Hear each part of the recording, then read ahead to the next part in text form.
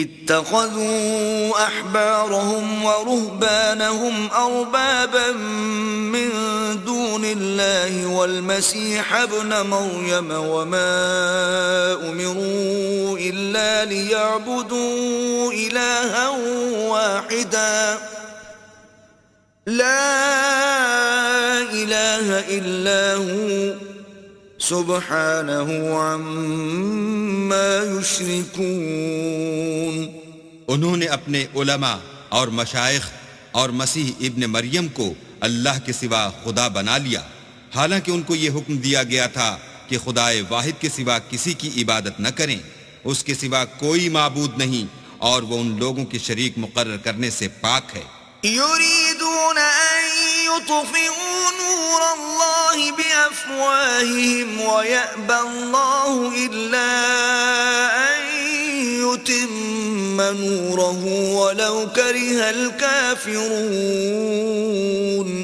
یہ چاہتے ہیں کہ اللہ کے نور کو اپنے منہ سے پھونک مار کر بجھا دیں، اور اللہ اپنے نور کو پورا کیے بغیر رہنے کا نہیں، اگرچہ کافروں کو برا ہی لگے۔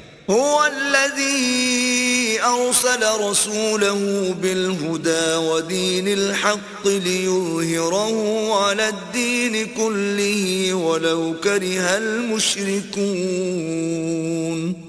وہی تو ہے جس نے اپنے پیغمبر کو ہدایت اور دین حق دے کر بھیجا تاکہ اس دین کو دنیا کے تمام دینوں پر غالب کرے، اگرچہ کافر ناخوش ہی ہوں۔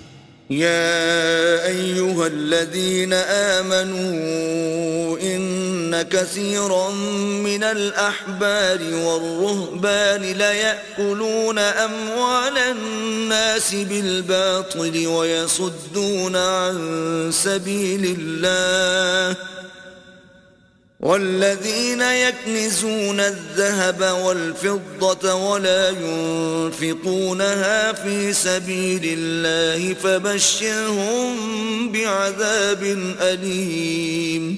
مومنو، اہل کتاب کے بہت سے عالم اور مشائخ لوگوں کا مال ناحق کھاتے اور ان کو راہ خدا سے روکتے ہیں، اور جو لوگ سونا اور چاندی جمع کرتے ہیں اور اس کو اللہ کے رستے میں خرچ نہیں کرتے، ان کو اس دن کے عذاب علیم کی خبر سنا دو۔ يوم يحمى عليها في نار جهنم فتكوى بها جباههم وجنوبهم وظهورهم هذا ما كنزتم لأنفسكم فذوقوا ما كنتم تكنزون۔